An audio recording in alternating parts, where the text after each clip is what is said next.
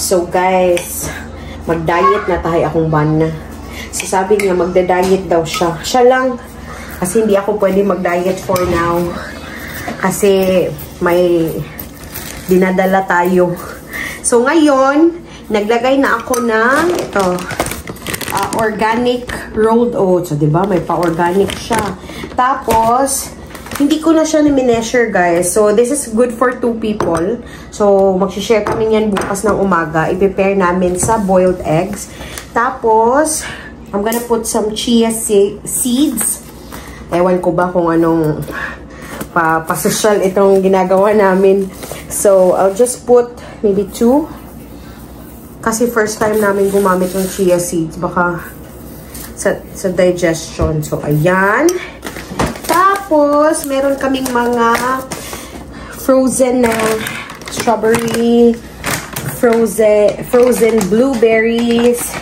Lagyan din natin ng yogurt and milk. O, diba? Complete. So, lagay muna natin yung milk. So, i-overnight oats ko ito. So, ito yung mga mason jar, pero wala akong mason jar. So, tinulang ako ng gatas. Wala natin milk. Meron ka, diba? Sa fridge. Kuha muna ako ng milk, guys. So, kinapos tayo sa milk. Ito, refilled na yung milk natin. Damihan na natin. Para malata ang ating, ano pangalan nito? Malata ang oats. Dayon, lagyan natin itong, so, pinabili ko si Daddy ng vanilla lang na flavor. Kasi yung sa mga bata, merong mga flavor siya. So, gusto ko lang lagyan ng vanilla. Ayan. Hala. Good luck. Ito yung lasa nito, guys. First time namin gumawa nito. Nakikita lang namin to sa TikTok eh. So, let's try it.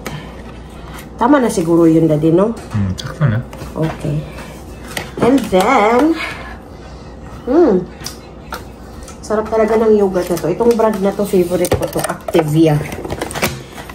Masarap siya. So, lastly, hindi ko ba expire ito? Hindi naman ma-expire yan kasi frozen yan. Oo, 2025. Pero tingnan nyo. Grabe naman siya ka-frozen, Daddy. Nag-yellow-yellow na sa loob. Tignan natin. Meron na siyang kasaling ice. Tanggalin natin yung ice.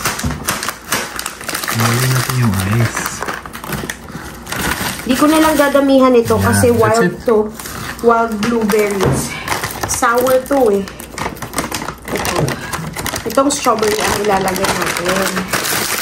Ito yung masarap. Yeah, strawberry. Wow! Okay, that's it. It's so full.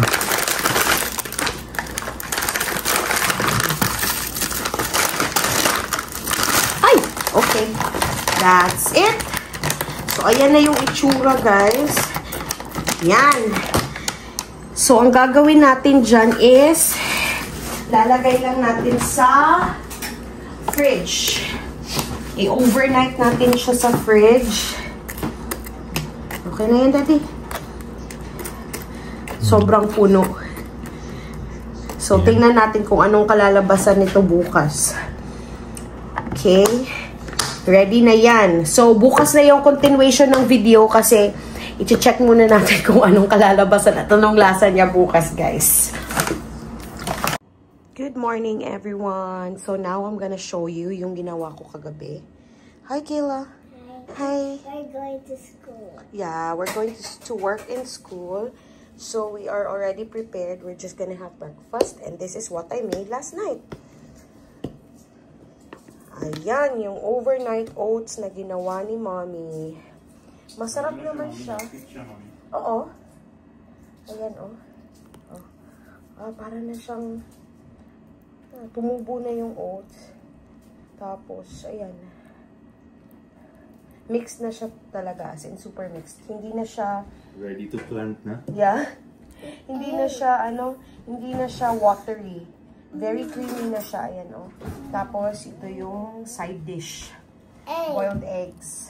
Yeah. Try it, Daddy. So creamy. It's good. It tastes more like the yogurt. Masarap din naman. I don't like.